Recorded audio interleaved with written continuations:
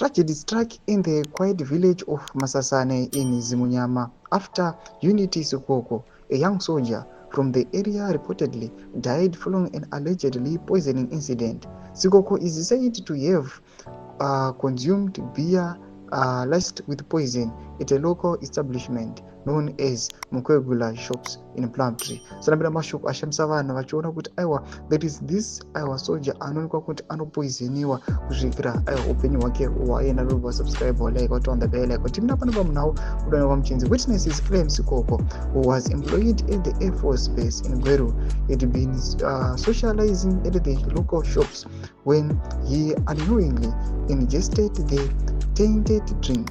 Reports indicate that he fell ill shortly after consuming the beer and passed away yesterday. Further details were not available at the time of writing.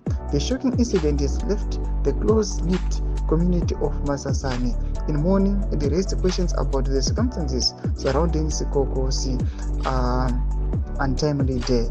Local authorities are said to be investigating the matter, but no official statement has been released at this time.